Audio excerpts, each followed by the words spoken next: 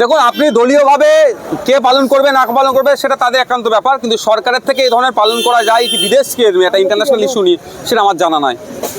কেন কেন করা যায় না? আমার হয়তো জানা নাই, থাকলে প্রভিশন বলবেন, অবশ্য মমতা ব্যানার্জি করবে বা প্রধানমন্ত্রী করবে। প্রধানমন্ত্রীকে এটা বলা দরকার। এটা আমি মনে হয় রাজ্যকে না চাপিয়ে প্রধানমন্ত্রীকে বলা দরকার যে এখনো পর্যন্ত আন্তর্জাতিক ইস্যুতে মুখ কেন খুলছেন না, বাংলাদেশের হিন্দুদের পাশে দাঁড়াচ্ছেন না কেন, এই প্রশ্নটা করুন প্রধানমন্ত্রীকে, করতে হবে আমাদেরকে। না, বলছি আন্তর্জাতিক ইস্যুতে রাজ্যের কোনো দল দাঁড়াতে পারে না, তাহলে আপনাদের শরিক দল সিপিআইএম আমরা দাঁড়িয়েছি, আমরা প্যালেস্টাইন নিয়ে দাঁড়াই, ইউক্রেন নিয়ে দাঁড়াই, বাংলাদেশের সংখ্যালঘুদের নিয়েও দাঁড়াচ্ছি। আইনসভায় যদি পাস হয়ে শোনেন, এই অসাংবিধানিক বিল আইনসভায় পাস হওয়ার কোনো জায়গাই নাই। বিভিন্ন আর্টিকেল আপনি দেখবেন এটাকে যেভাবে আর্টিকেলকে যেমন ভায়োলেট করেছে, এবং প্রিন্সিপাল অ্যাক্ট 1995 যেটা আছে সেটাকেও অনেক অমিট করেছে। এটা কোনোভাবেই পাস হওয়ার নয়। তারপরেও যদি বলছি, আমি চ্যালেঞ্জ দিয়ে রাখলাম, যদি অনৈতিকভাবে সাসপেন্ড করে বিগত দিনে যেটা দেখি, যদি বিল পাস করায়, নওশাদ সিদ্দিকী সুপ্রিম কোর্টে মামলা করবে এই বিলের বিরুদ্ধে। বলছি আরেকটা প্রশ্ন করবো, সেটা হচ্ছে ভারত এবং বাংলাদেশ, এই দুটো দেশের যারা সংখ্যালঘু তাদের কি অবস্থা এক বলে আপনি মনে করেন? কোন দিক দিয়ে বলছেন? মানে এই দমন পীড়নের দিক থেকে আমি আলাদা বলবো না, তবে চাকরির দিক থেকে বলবো বাংলাদেশের মুসলিম পার্সেন্টেজ হচ্ছে থেকে হিন্দু ভাইরা ওখানে কম, 6 থেকে 8%, হয়তো 8 থেকে 9% আছে, চাকরি দেবে প্রায় 30%-এর কাছাকাছি। আর আমি ইন্ডিয়া বলুন আর বাংলাদেশ, আমাদের ওয়েস্ট বেঙ্গল বলুন, এখানে জনসংখ্যার ওয়েস্ট বেঙ্গল যদি দেখি প্রায় 27%-এর বেশি, কিন্তু চাকরিতে বিলো 1%, আর কেন্দ্রীয়ভাবে কোনো পার্সেন্টেজ আসবে না। বলছি সাহা ইনস্টিটিউটের ভেতর বা সংলগ্ন এলাকাতে রোহিঙ্গাদের বিরাট বসতি স্থাপন হয়েছে, রোহিঙ্গারা ভরে গেছে। আজকে শ্রমিক ভট্টাচার্য রাজ্যসভাতে এই কথাটা বলেছে। আপনি কি এইটার সঙ্গে সহমত? আপনি কি মনে করেন এখানে রোহিঙ্গারা প্রবেশ করছে ক্রমে? এই বিজেপি দলের লিডার অফ অপোজিশন, বিজেপি দল থেকে বিলং করে, তিনি বাংলাদেশের হিন্দুদের জন্য গলা ফাটাচ্ছেন, তাহলে মায়ানমারের বাংলাদেশের সংখ্যালঘুদের জন্য গলা ফাটাচ্ছেন, হিন্দু সংখ্যালঘুদের জন্য, তাহলে মায়ানমারের সংখ্যালঘুদের জন্য গলা ফাটাবেন না? প্রথম কথা। দ্বিতীয় কথা হচ্ছে, সাহা ইনস্টিটিউটের সামনে আগে পিছনে কি আছে এটা আমার থেকে তো রাজ্য সরকার ভালো বলবে। যদি এই ধরনের হয়ে থাকে, অবশ্যই এটাকে নিয়ে যাচ করা দরকার যে আমাদের দেশে যারা থাকবে বৈধভাবে থাকবে, অবৈধ অনুপ্রবেশকারীদের কোনোভাবেই আমাদের দেশ পারমিট করে না। প্রসঙ্গ উত্থাপন করলেন, লোকে ছিছি করছে বিধানসভার বিধায়করা, আপনার এই কথার মধ্যে অশ্লীলতা দেখছেন বিধায়করা? দেখুন, বিধায়করা কে সার্টিফিকেট দেবে আমি বলতে পারবো না। আমি অসংসদীয় একটাও শব্দ যদি ব্যবহার করতাম, নিশ্চিতভাবে স্পিকার স্যার বলতে এই শব্দগুলো রেকর্ডে যাবে না। আমি সংসদীয় শব্দ বলেছি, আর সাথে সাথে এটাও বলছি, যারা বলে প্রোগ্রেসিভ চিন্তা ভাবনা, যারা তারপরে যারা ছিচি করছে তাদের কাছে জিজ্ঞাসা করবেন আমার যে কথা হয়েছে প্রোগ্রেসিভের বাইরে গেছে না কিতে গেছে। আমি বলেছি যে যেভাবে কোনো জায়গায় মহিলাদের জন্য সংরক্ষিত জেল আছে যেগুলো, বা পুরুষদের জন্য আলাদা অবশ্যই জেল আছে, সেখানে কারো স্বামী আছে, কারো স্ত্রী আছে, দীর্ঘদিন ধরে জেলে আবদ্ধ আছে, তাদেরকে নির্দিষ্ট টাইম করে সে পলিসি তৈরি করা, অবশ্যই স্টেটের কাজ, আমার নয়, সেটা তৈরি করে ওখানে যাদের স্বামীরা জেলে আছে বা যাদের স্ত্রীরা জেলে আছে তাদেরকে কিছু সময় স্পেন্ড করার জন্য সেই ব্যবস্থা করা হোক। আপনারা জানেন কলকাতা হাইকোর্টের বিচারপতি একটা কথা বলেছিল যে হঠাৎ আমরা দেখছিলাম, মানে সত্যি আমরাও সবাই মানে রেড়ে করে উঠেছিলাম, মহিলা জেলের 100-র অধিক বা 100-র কাছাকাছি মহিলারা প্রেগনেন্ট হয়ে গিয়েছিল। কারণটা কিন্তু যদি খোঁজা যায় অনেক কিছু বেরিয়ে আসবে। তো কেউ স্বাভাবিকভাবে হয়েছে, কেউ ওখানে হয়তো অত্যাচারের শিকার হয়েছে, হতে পারে স্বাভাবিকভাবে, কিন্তু কথা হচ্ছে সেটা তো 100 জন কীভাবে মহিলারা প্রেগনেন্ট হলো, তারপরে কিন্তু জিনিসটা চাপা পড়ে গেল, কিন্তু জানি না কেন এটা নিয়ে চর্চা হচ্ছে না। তো কথা হচ্ছে এটাই যে আমি যে প্রস্তাবটা রেখেছি, আমি অন ক্যামেরা বলছি, বিধানসভা টিভি না চালানোর ফলে তো অনেক সমস্যা হয়ে যাচ্ছে। বিধানসভা টিভি থাকলে রাজ্যের সারা কোণের মানুষ আছে দেখতে পারতো।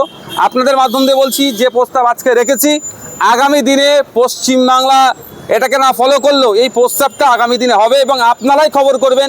জেলের মধ্যে স্বামী স্ত্রীকে স্পেশাল টাইম স্পেন্ড করার জন্য আলাদাভাবে ব্যবস্থা করে দেওয়া হচ্ছে। মানে এটা স্বামী স্ত্রী একসঙ্গে থাকতে পারছে না জেলের মধ্যে, বা সময় আলাদা করে দেওয়া হচ্ছে না বলে কি ধর্ষণের প্রবণতা জেলে বাড়ছে? না, দেখুন জেলের মধ্যে কি হচ্ছে, জেলের বাইরে হতে কোনো জায়গায় পিছিয়ে নাই, কিন্তু যেটা হওয়া দরকার সেটা আমি উত্থাপন করেছি। আমাদের কাজই হচ্ছে বিরোধীদের থেকে সরকারকে নতুন নতুন পলিসির কথাও যেমন জানানো, সরকার যে পলিসিগুলো আনছে তার ভুলগুলো ধরিয়ে দেওয়া। কারামন্ত্রী কি বললেন? কারামন্ত্রী মহাশয় আমার কথাটাকে বলেছেন, গ্রহণ করছি, এটা নিয়ে আমরা বিবেচনা করব। মুখ্যমন্ত্রীকে চিঠি দেবেন, কারণ রাজ্য তো সবকিছু তিনিই করেন। না দেখুন, যখন ডিপার্টমেন্ট আলাদা আলাদা আছেন, এবার ডিপার্টমেন্টাল মিনিস্টারের উপস্থিতি ছিল এবং ডিপার্টমেন্টের মিনিস্টার এই বিষয় নিয়ে চর্চা করেছেন, সেটা তার এখনই দেওয়া দেবো না, তবে একটা টাইম অপেক্ষা করবো। তবে আর একটা কথা এই মিডিয়ার সামনে দিয়ে বলে নিই, এটা পরে যিনি পরে আগামী দিনেও এটা হওয়া দরকার, সেটা হচ্ছে স্ক্যানার। জেলে যারা থাকেন তাদের স্ক্যানারের প্রয়োজন আছে। কারণ হচ্ছে বাইরে থেকে যখন কোর্ট থেকে বা যে কোনো জায়গা থেকে জেলের মধ্যে প্রথম যখন ঢোকে, তখন তাকে ফুল বডি চেক করা হয়।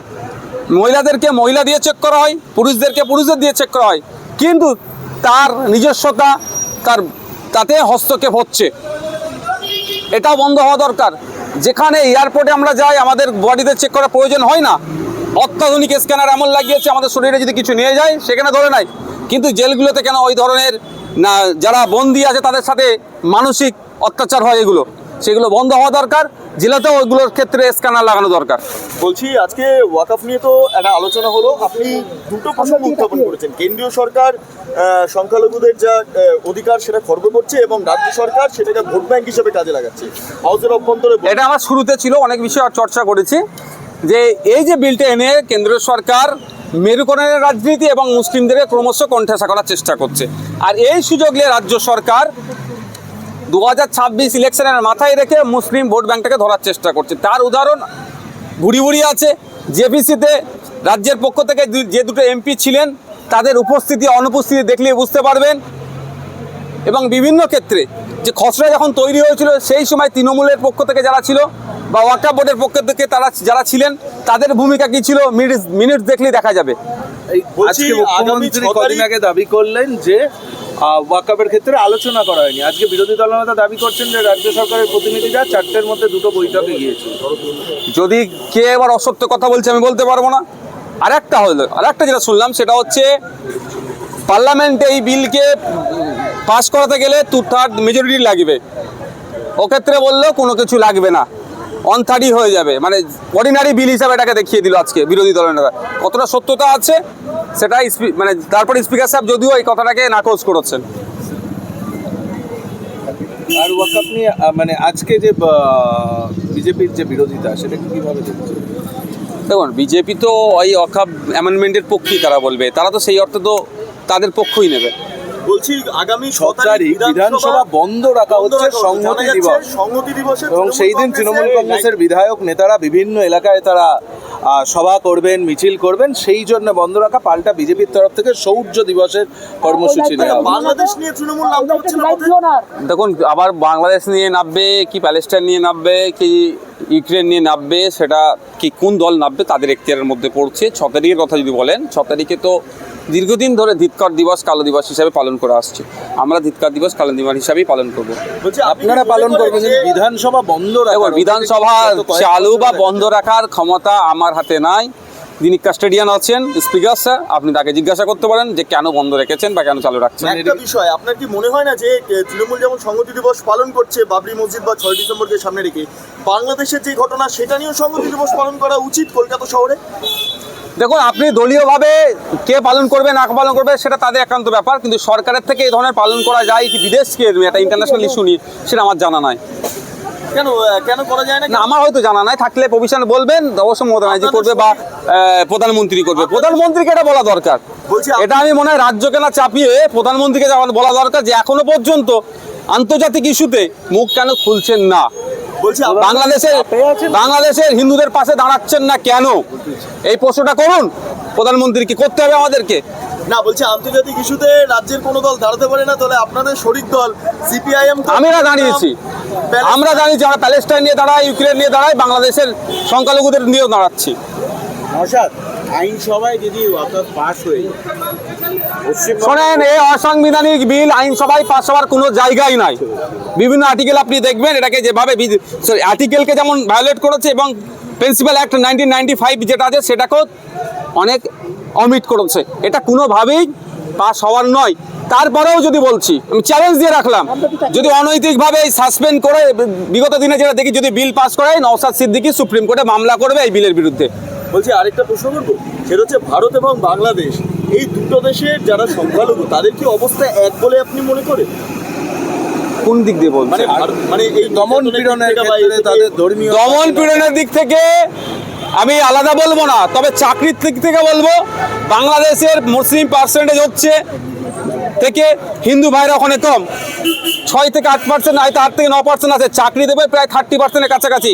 আর আমি ইন্ডিয়া বলুন আর বাংলাদেশ, আমাদের ওয়েস্ট বেঙ্গল বলুন, এখানে জনসংখ্যার ওয়েস্ট বেঙ্গল যদি দেখি প্রায় 27%-এর বেশি, কিন্তু চাকরিতে বিলো 1%, আর কেন্দ্রীয়ভাবে কোনো পার্সেন্টেজ আসবে না। বলছি সাহা ইনস্টিটিউটের ভেতর বা সংলগ্ন এলাকাতে রোহিঙ্গাদের বিরাট বসতি স্থাপন হয়েছে, রোহিঙ্গারা ভরে গেছে। আজকে শ্রমিক ভট্টাচার্য রাজ্যসভাতে এই কথাটা বলেছে। আপনি কি এইটার সঙ্গে সহমত? আপনি কি মনে করেন এখানে রোহিঙ্গারা প্রবেশ করছে ক্রমে? এই বিজেপি দলের লিডার অফ অপোজিশন, বিজেপি দল থেকে বিলং করে, তিনি বাংলাদেশের হিন্দুদের জন্য গলা ফাটাচ্ছেন, তাহলে মায়ানমারের বাংলাদেশের সংখ্যালঘুদের জন্য গলা ফাটাচ্ছেন হিন্দু সংখ্যালঘুদের জন্য, তাহলে মায়ানমারের সংখ্যালঘুদের জন্য গলা ফাটাবেন না? প্রথম কথা। দ্বিতীয় কথা হচ্ছে শাহ ইনস্টিটিউটের সামনে আগে পিছনে কী আছে, এটা আমার থেকে তো রাজ্য সরকার ভালো বলবে। যদি এই ধরনের হয়ে থাকে অবশ্যই এটাকে নিয়ে যাচ করা দরকার, যে আমাদের দেশে যারা থাকবে বৈধভাবে থাকবে, অবৈধ অনুপ্রবেশকারীদের কোনোভাবেই আমাদের দেশ পারমিট করে না।